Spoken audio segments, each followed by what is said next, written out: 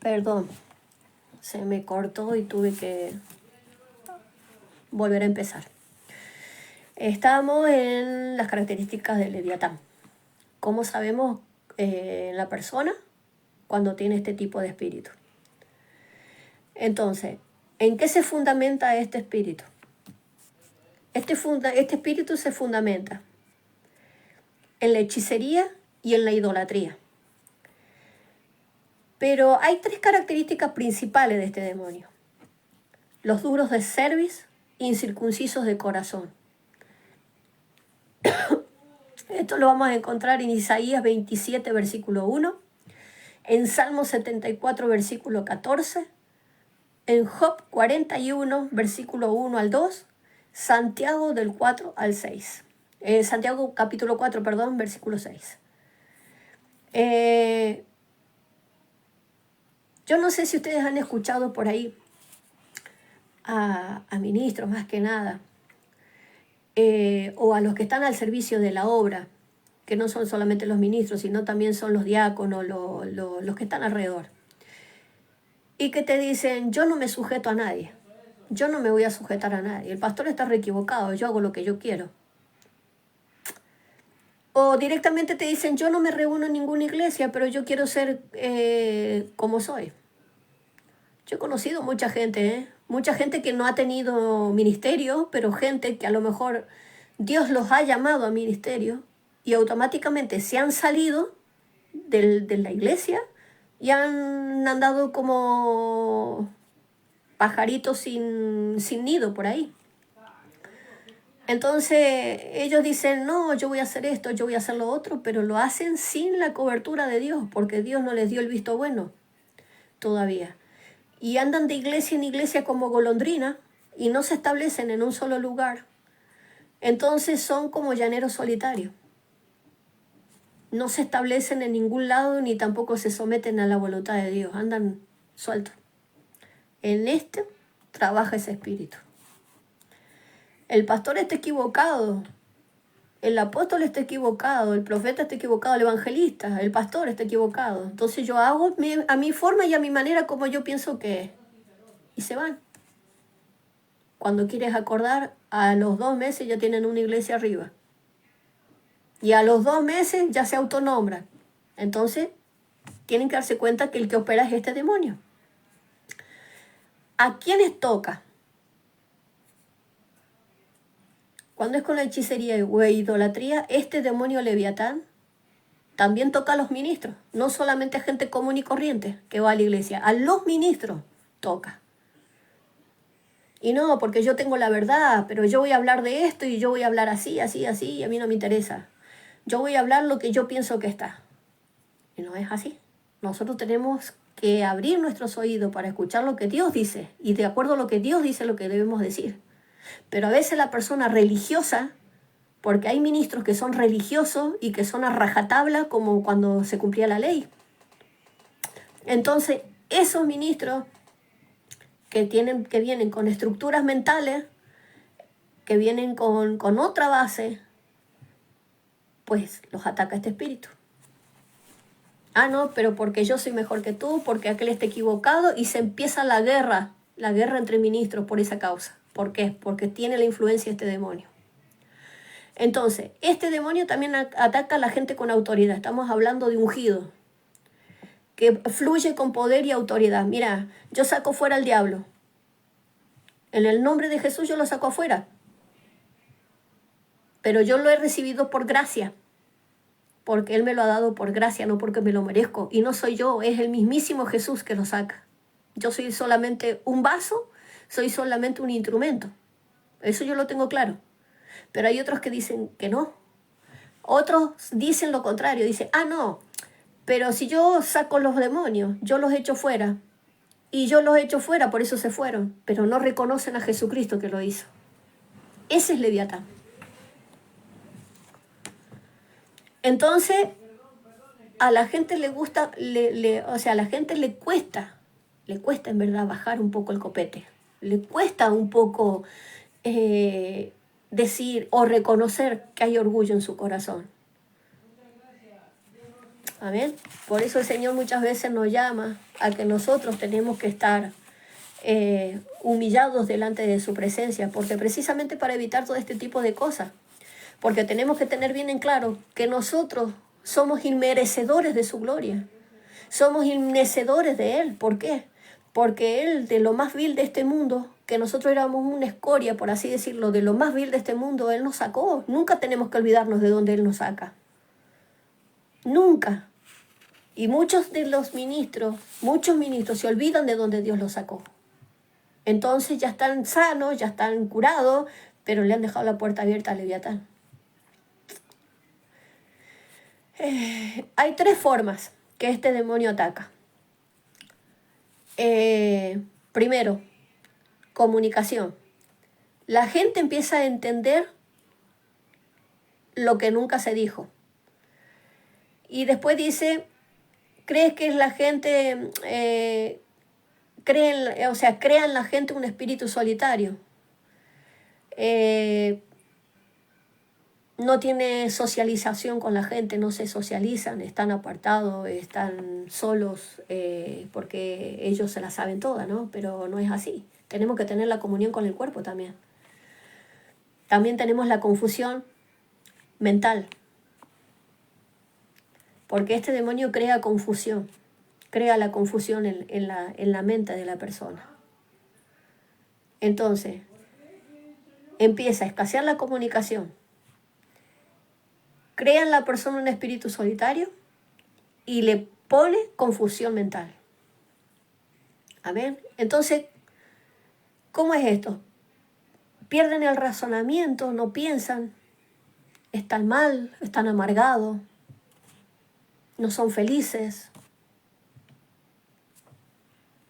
Precisamente por esto, porque es de la forma que el enemigo trabaja. Vamos a la cadena de operación de este espíritu. La cadena de operación es la mentira, la crítica, la murmuración, el falso testimonio, el engaño, la discordia y la división.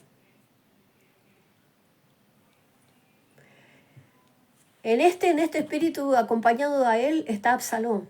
Absalón es un espíritu de engaño, es un espíritu de mentira, es un espíritu de división.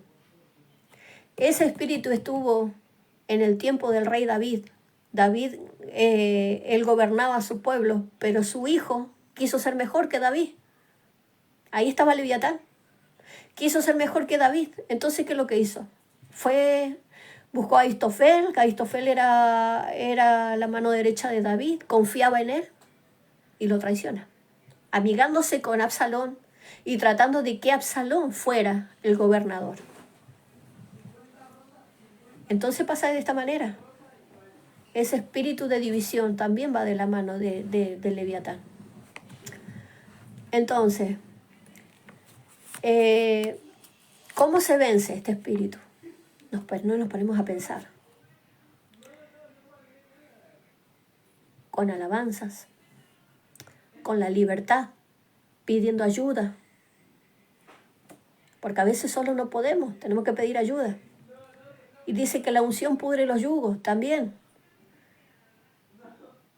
Y nos preguntamos, ¿y cómo? Tenemos que tener bien en claro que si nosotros tenemos un fundamento claro, vamos a poder vencer este enemigo. Amén. Vamos a dar otro más y ya después lo vamos a dejar para la otra clase. Vamos a seguir con este tema. Vamos al espíritu de religiosidad. Ya vimos a Leviatán, ahora vamos a religiosidad. Es un demonio que busca sustituir la comunión y el poder del Espíritu Santo. ¿Cuál es el objetivo? Engañar. Esto lo podemos encontrar en 2 Timoteo, capítulo 3, versículo 5. Este espíritu de religiosidad nos lleva a la ley que mata la vida espiritual.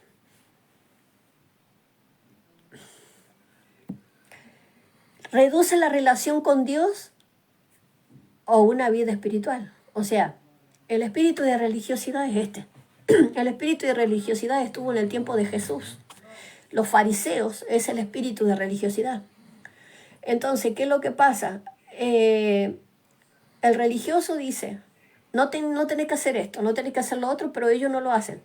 Ellos te dicen lo que tienes que hacer, pero ellos no lo hacen. El religioso dice, bueno, yo voy a la iglesia, voy y escucho la palabra, pero yo sigo mi vida. O sea, ¿qué vida? La vida que tenías en el mundo. Porque la vida en Cristo no la tiene. Entonces no has nacido de nuevo, no eres una buena criatura. No eres nueva criatura, perdón. Entonces, el espíritu de religiosidad nos lleva a la legalidad, que deja ciego e insensible a muchos. El espíritu de religiosidad es lo que impide la relación con Dios, es lo que impide que el Espíritu Santo fluya, es lo que impide que la persona ciega pueda ver. Entonces, esto, ¿qué es lo que quiero decir? Se opone a tener un encuentro, o sea, se opone totalmente a que tú tengas un encuentro con Dios. Se opone al avivamiento. Por eso muchas iglesias están frías. Por eso muchas iglesias hoy en día, es como decir, han dejado el primer amor. El primer amor es Jesús. Lo que han dejado es el fuego, es la pasión. Eso es lo que han dejado. ¿Por qué? Por causa de este espíritu. Entonces, también dice que priva de la renovación espiritual y de la intimidad con Dios. Nuestro espíritu dice que se tiene que renovar. Nuestro espíritu de la mente se tiene que renovar. Nuestro espíritu dice que todos los días las misericordias de Dios son renovadas en nuestra vida, pues nuestro espíritu también tiene que ser renovado. Y la intimidad con Dios también. Si nosotros teníamos una intimidad, a ver, a mí una vez el Señor me dijo que el tener, o sea, que no tenía que tener solamente el agua hasta los tobillos, sino que tenía que sumergirme en su agua. Entonces yo entendí esto, que no me valía de nada a mí tener el tener la relación con Él, con el Espíritu, hasta las hasta las rodillas, sino que tenía que tenerla, la llenura del Espíritu. Entonces, este espíritu inmundo de religiosidad es lo que te impide, la llanura del Espíritu Santo es lo que impide tener el Espíritu Santo en uno. Amén. El legalismo no, este espíritu te lleva a vivir en la carne. Todo el tiempo en la carne, ser carnal. No, yo digo lo que yo pienso. Nadie se pone en el lugar de Jesús. Simplemente hablamos porque somos carne. Mete mentira en el corazón de la persona. Este espíritu de religiosidad lleva al ministro a ser legalista con el pueblo, a poner estructuras en el cuerpo de Cristo. Amén. Entonces lleva a enjuiciar a las personas por crítica y dogmatismo. Predica que es religión y no religión. O sea, es religión porque te dice cómo hacerlo, pero ellos no lo cumplen. Los fariseos hacían lo mismo. Ellos decían saber la ley, pero ellos no cumplían la ley. Les enseñaba a todo el pueblo a cumplir la ley, pero ellos no lo cumplían. Por eso Jesús, cuando se enfrentó a ellos, le dijo generación de víboras. Porque eran víboras, eran murmuradores, eran críticos. Ellos hacían lo que ellos pensaban, pero ellos no hacían lo que Dios les decía. Este espíritu es una potestad de engaño que usa la ley para su cometido. Después dice, falsifica la espiritualidad, se esconde en la sana doctrina, te lleva al conocimiento y estudia de la palabra para criticar y destruir a los demás. Si tú cometes un error, te van a estar marcando el error y te van a estar diciendo, no, pero tú, ese error, tú, lo que dice la palabra es así, así, así, así. Todo el día, pum, y pum, y pum, y pum, con la palabra sobre la persona, en juicio. Y si no te arrepentís, está bien, nosotros entendemos que si nosotros nos arrepentimos, tenemos la puerta abierta de los cielos. Por medio de Jesucristo tenemos la relación estrecha con el Padre. Pero yo no puedo enjuiciar a la persona y decirle, vos te vas a ir al infierno. Porque no te arrepentís. Quizás no se arrepienta en el momento, pero va a tener otra posibilidad más adelante de poder arrepentirse, porque Dios nos da posibilidades de arrepentimiento. ¿Cuántas veces me llamó a mí? ¿Cuántas veces te llamó a ti? Y no hicimos caso, y pasando el tiempo, volvimos a los pies de Jesús, o vinimos a los pies de Jesús, ¿y qué? ¿Acaso yo me fui al infierno? Es una mentira. Dios es un Dios bueno, es un Dios justo. Sí, sabemos que es un Dios consumidor, como dice la palabra, que es fuego consumidor. Pero el tema es que Él nos da posibilidades de arrepentimiento. Hasta el día en que Él venga, todavía, estando bajo la gracia, tenemos la posibilidad de arrepentimiento. Quizás no me arrepiento ahora, pero me puedo arrepentir dentro de 1 año, 2 años, yo no lo sé. Pero Dios espera. Este espíritu genera orgullo y vanagloria. Te hace sentir dueño de la verdad. ¿Cuántos discuten? Me he encontrado con muchos grupos en Facebook donde los ministros se ponen a discutir una palabra que supuestamente son textos fuera de contexto y no saben el contraste de lo que se refiere. Para saber un texto tengo que saber el contraste. Porque yo no puedo sacar un texto y hablar y enjuiciar a un pueblo si yo no sé el contexto y en qué año, para quién fue hecho, para quién fue dirigido. Yo no lo puedo hacer. Entonces, por más que le brindes versículos y versículos y versículos, te van a decir, no, si yo tengo la verdad. Y te van a pelear. Muchos ministros han peleado por un tema.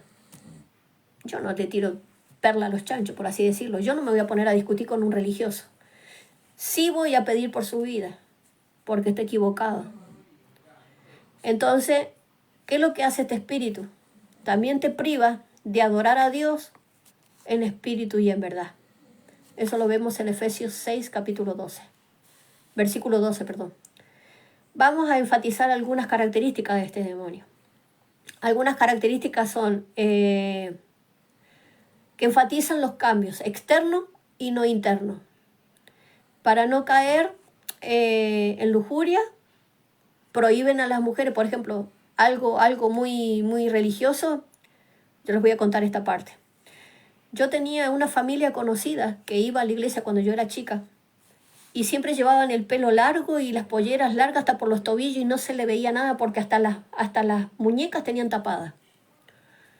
Y yo les preguntaba, yo un día fui con ellos y usaban una mantilla y yo les preguntaba a ellas que por qué se vestían de esa manera.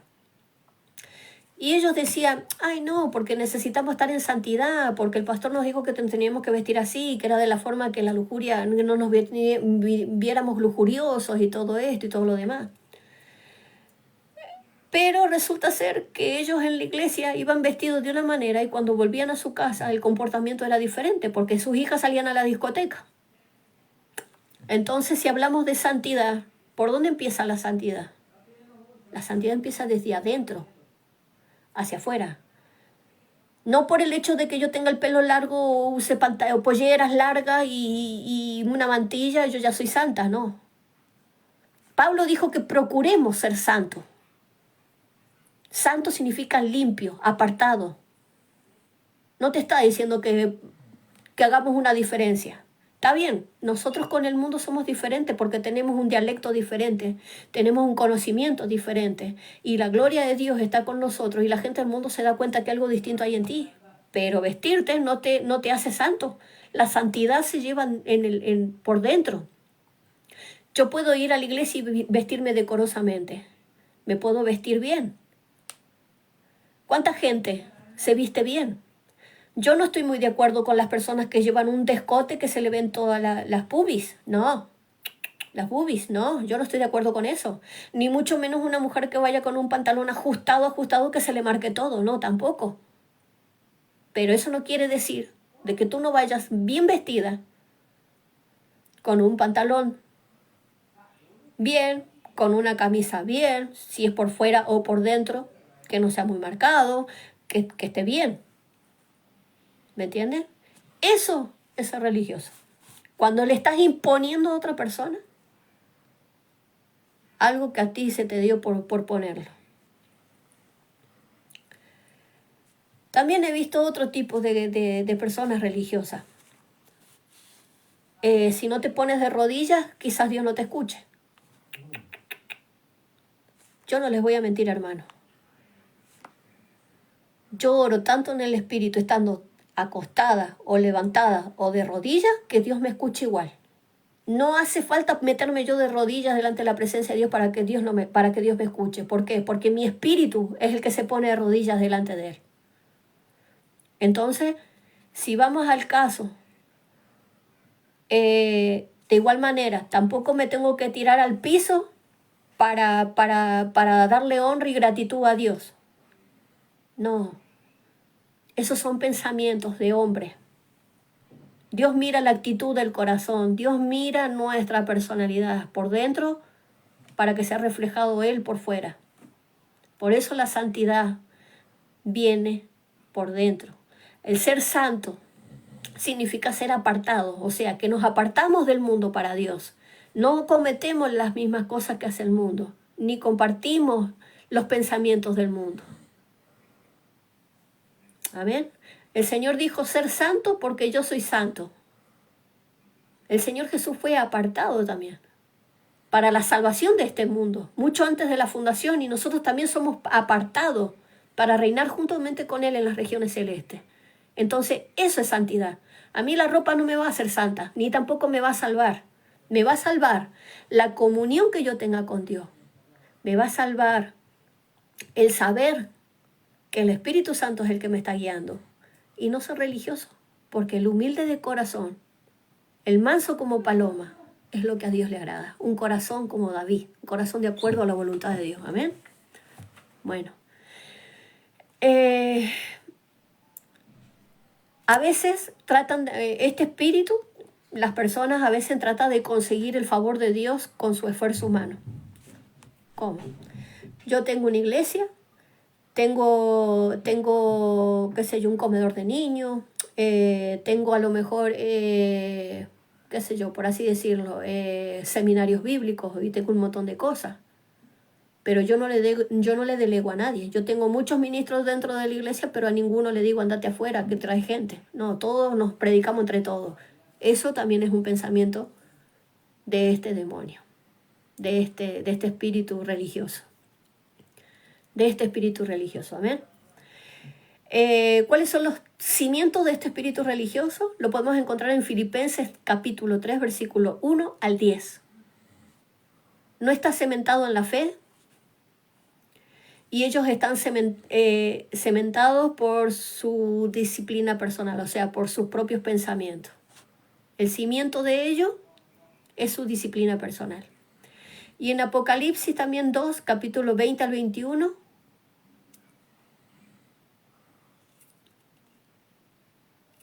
podemos hablar de que este espíritu es un orgullo, es orgulloso y perfeccionista.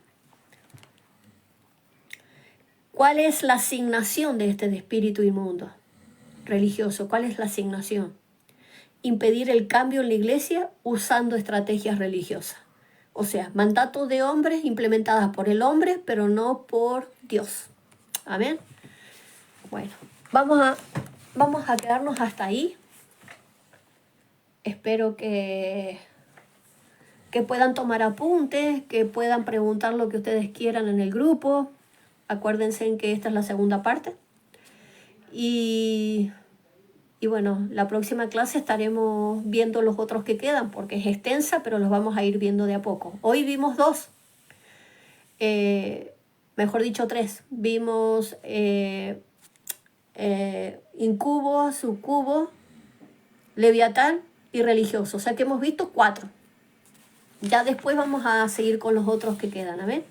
Que el Señor les bendiga grandemente. Nos vemos la próxima. Me olvidaba decirles feliz año nuevo para todos, un buen comienzo de año, que este 2025 sea el Señor obrando en sus vidas y que se multipliquen y fructifiquen en lo que es de la cosecha. ¿Se acuerdan que es una expansión profética este año que entra? Así que bueno, que el Señor les bendiga grandemente y que la pasen bonito. Bendiciones.